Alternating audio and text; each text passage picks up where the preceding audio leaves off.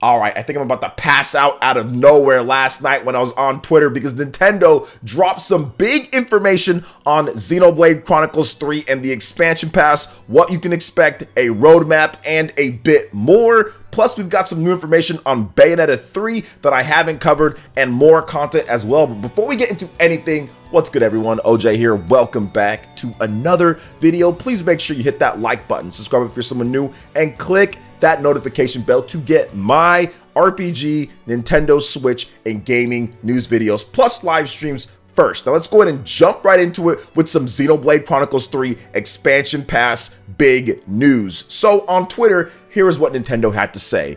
Volume 1 of the hashtag Xenoblade Chronicles 3 expansion pass arrives on launch day and will include useful items for your journey as well as new outfits. Are you ready to start your adventure in Ionios on July 29th? Learn more. So let's go ahead and learn a bit more here. We've got pictures for you guys as well, so showing off some of the contents you'll be able to get. Now, I will address some concerns with the expansion pass that I have heard from some newer Xenoblade Chronicles fans out there, but the short story of it, or a long story short, is don't worry, this is probably going to be incredible and well worth it based on what we've received before from Monolith and Nintendo when it comes to expansion passes and Xenoblade Chronicles. So, the Xenoblade Chronicles 3 expansion pass includes access to multiple waves of DLC content as they become available. The planned release timing and details for what each wave of DLC includes are as follows. So, DLC Wave 1,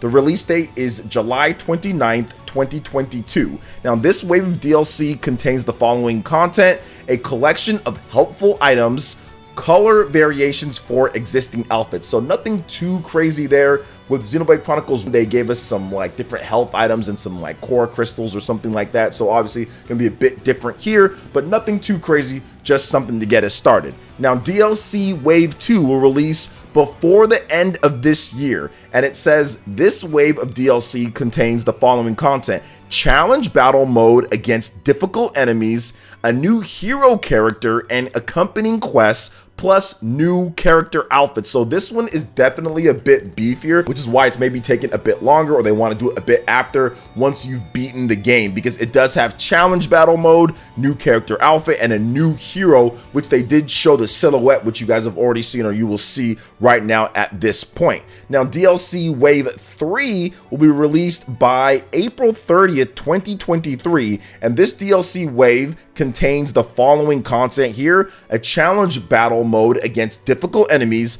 a new hero character and accompanying quests, plus a new character outfit. So it's going to be interesting to see if that's a brand new character, or if it's going to be maybe what I think is going to be in the game with Rex, Pyra, Shulk, or a previous hero from a different Xenoblade Chronicles game. Now, next up is DLC Wave 4, and this is going to be released before the end of next year in 2023. Now, this wave of DLC contains the following contents: new original story scenario. So, of course, we will have more information on DLC waves and everything in the future. So let's talk about this, because that last one there was very much like what they said with Torn of the Golden Country, and we all know Xenoblade Chronicles 2 Torn of the Golden Country was absolutely incredible. Now, the reason why I say this shouldn't be a concern, and trust me this, I know I'm a big Xenoblade, hardcore fan and everything, but there was some skepticism before Xenoblade Chronicles 2 and that expansion pass for $29.99. And ultimately, once we got all of the content in there, it was definitely well worth it. Heck, you get that extra story expansion. They called Torna that. So I'm guessing that this extra story expansion is maybe not going to be as big of Torna, but the quality is going to be up there like Torna, because they take those extra expansions very seriously. They take this DLC with Monolith Soft very seriously, because Xenoblade Chronicles 2 was fantastic to get like these new items and color variations after you've already played the game. Maybe you're doing a second run or third run for some people, you're doing speed running or whatever the case is. So to get some of this stuff, it's actually really cool, and it adds extra content in with the challenge battle modes and everything. So I thoroughly enjoyed the content in Xenoblade Chronicles 2, because the base game already gives you so much content. And all you're doing now is adding on top of that after you've played through some of it, or if you want some extra content. I'll be honest, like getting through all of the content in Xenoblade Chronicles 2 was just something that was just a bit too much for me. So even without the extra content, Xenoblade Chronicles 2 was already massive and had enough. And Xenoblade Chronicles 3 looks like it's going to be just as big, if not bigger, than Xenoblade Chronicles 2 easily when it comes down to it. So I'm excited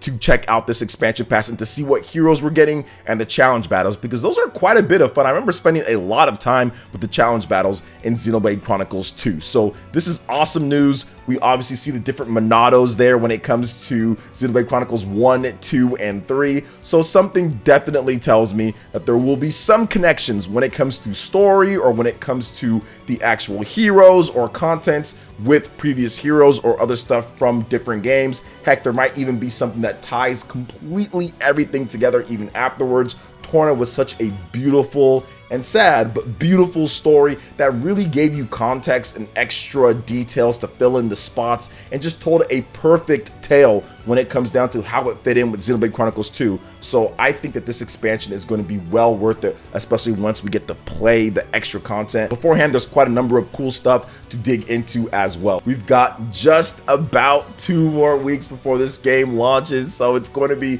super awesome and so much fun when it drops. But what do you guys think about this DLC expansion pass and what they're doing?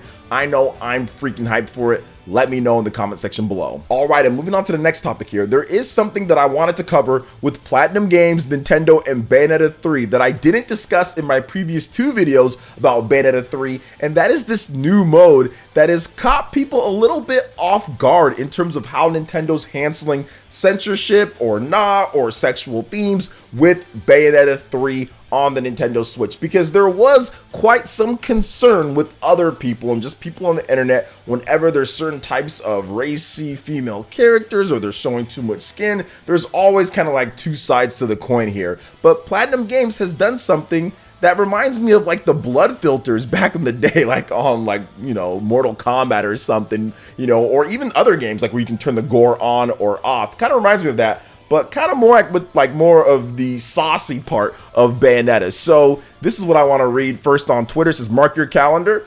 Bayonetta 3 is coming to Nintendo Switch on October 28th. Check out the new trailer, which you guys are checking out here. However, here's the next bit of news that I did not cover, and I want to discuss this because this is very interesting. Relax. The witch is back and sexier than ever. And then they have a little moon emoji. We've added the revolutionary, they call it revolutionary, naive angel mode to Bayonetta 3 so more people can fully enjoy it. By turning it on, you can play right in the living room without having to worry about what's on screen, we think.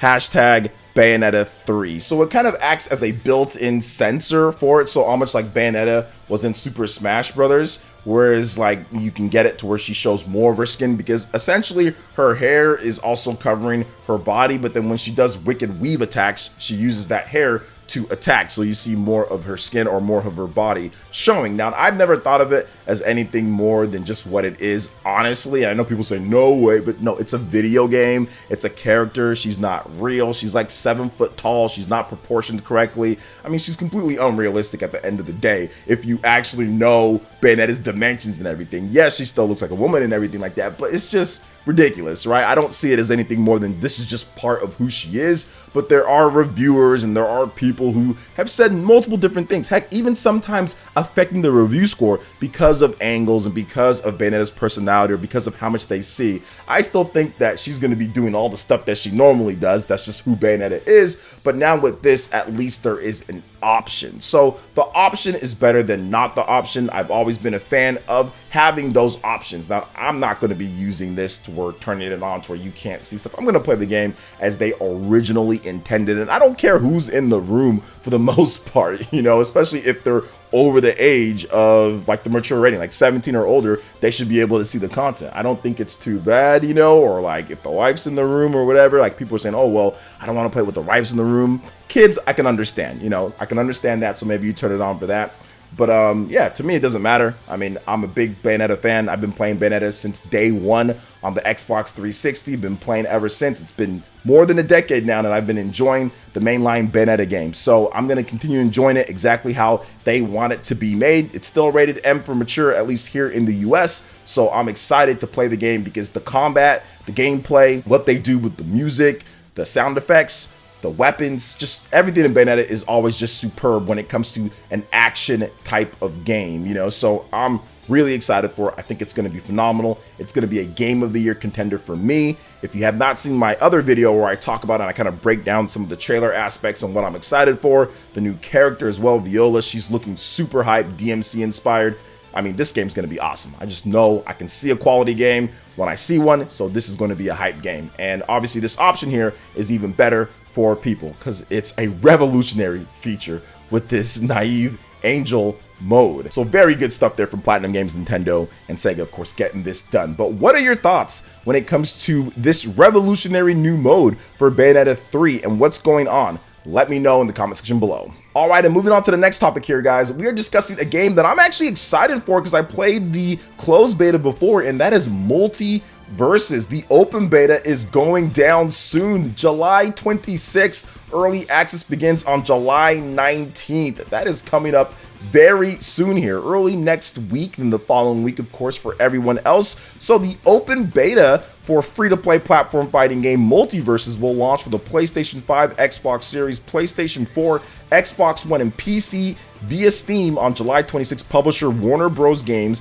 and developer PlayerEssence Games announced. Now, early access to the open beta will begin on July 19th. Users who have previously participated in the MultiVersus closed alpha test will automatically gain early access. Otherwise, users can sign up for early access via the official website. Now, here's an overview of the game because I did play this quite a bit. I even played like in a Red Bull type of sponsored event thing against other pro players in the Cat and also Void, and we got absolutely crushed, me and my man Dark Synchron, but it was still fun to play. And also we were doing really well like in the teams, and I was doing pretty good with Wonder Woman and the single player stuff. So I enjoy the game. I think it's a fun platform fighter. So here's more about the game if you don't know about MultiVersus. So in MultiVersus, the multiverse is at your fingertips as you battle it out in intense 2 versus 2 matches. Up against Batman and Shaggy, try using Bugs Bunny and Arya Stark. This platform fighter lets you play out your fantasy matchups in a fun co-op or head-to-head fight for supremacy. Here are the key features. Characters, choose from Harley Quinn, Tom and Jerry, Finn the Human, Steven Universe, Jake the Dog, Garnet, Superman, and the extraordinary creature named Rhindog. Every fighter boasts unique abilities that pair dynamically with other characters. You have new maps, play on various maps from our characters' legendary worlds, including Batman's Batcave and Jake and Finn's Tree Fort, and more. Cross-platform, this is one of the big things here, guys. Defend the multiverse with your friends anywhere, anytime on all available platforms, which means everything but the Nintendo Switch for right now. This includes full cross-platform play and progression. Modes, play our innovative 2 versus 2 co-op focused experience or the intense 1 versus 1 and 4-player free-for-all. You can also refine your skills in training mode or put your skills to the ultimate test in ranked competitive. MultiVersus supports online and local play. Customization, every character will feature its own customization perk loadout that will change the way you play and how you synergize with your teammates. Competitive, MultiVersus boasts an intense competitive experience with dedicated servers for seamless online gameplay, which I want to talk about that in just a little bit. A growing multiverse. MultiVersus is regularly updated with new characters, stages, modes, in-game events, skins, and more. And I think those two bottom things, along with the cross-platform, obviously the modes, the maps, characters, all that stuff is really good. But the growing multiverse, how often this is updated with new skins, with new outfits, with new characters is going to be key for this game to continue because there is a solid base there. Now, the version that I played will be very different from what people are playing because they have made a number of adjustments. I follow the lead balancing dude, the lead, guy for MultiVersus. He follows me. I've spoke with him a little bit when it comes to Twitter and all that. And obviously my friend the Cat, he's big into MultiVersus and everything. So there is an open line of communication between those people, the pros and people who know how to play in them. So they are adjusting things from when I played the game. So I'm very happy about that. And I do like the fact that this is a very fluid and it's a very, I would just say, open type of game. Like once you start playing, you start realizing you're unlocking things, you're getting new things, you're doing daily challenges, and you see how it's going to be dynamically updated. And as long as they can keep that schedule they can actually make a dent into the platform fighting genre outside of some of the other games from like Smash Brothers that have done really good, like Rivals of Either and games like that, right? So I do feel that this game has an opportunity. Obviously, the competitive multiplayer is very important here. I think that the dedicated servers is very good. Now, there was some craziness. I mean, these servers aren't going to fix terrible connections. People who have bad connections are going to be teleporting all over the place, running off the screen, then appearing in other places. It's still smooth, but it's going to definitely affect your gameplay. Now, unless they've done some magic, but I don't think so, because this is not the first game with dedicated servers for online play. It just makes it to where there's not like delay based, to where it's like lagging, where it stops.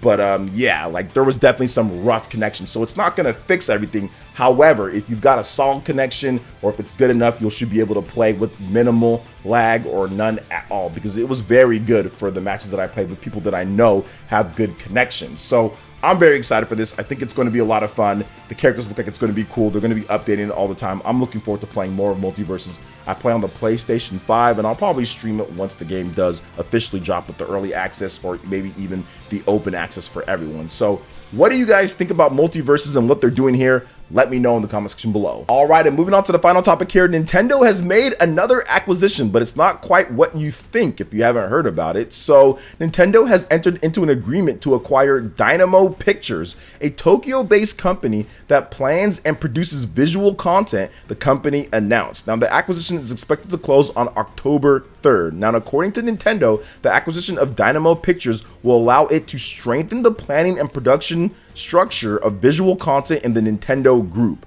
Upon closing, Nintendo will change the company name Dynamo Pictures to Nintendo Pictures to focus on development of visual content utilizing Nintendo intellectual property. Now, for those who want to know a bit more about Dynamo Pictures, we can check it out. But from what I understand, they've done a lot of pretty cool visual work before. They've worked on Ace Attorney, they've worked on different movies, they've worked on little short films and anime. They've done all sorts of stuff. They've also worked on Nier Automata as well. They've worked on VR, they've worked on TV, they've worked on just a bunch of different stuff, even Nier Replicant as well. Okay, yeah, I'm seeing Nier Replicant on their page. They've just done so much different stuff. They've talked about various different animes and just Death Stranding, for example, motion capture on that game. So obviously they're very talented and people use their services quite a bit. So it looks like Nintendo wants to take that to where they can have their own cinematic universe of stuff as well, because they are getting more into the movies and into all of that. So we'll see what happens going forward in the future. Kind of a surprise, but Nintendo needed them for whatever reason, so we'll see the fruits of that labor, I guess, sometime in the future. So what are your thoughts on everything that we discussed here? Let me know in the comment section below. All right, guys, that wraps it up for this video here. Thank you so much for watching. I do appreciate it. Please make sure you hit that like button, subscribe if you're someone new, click that notification bell, and we will see you for the next video. Peace.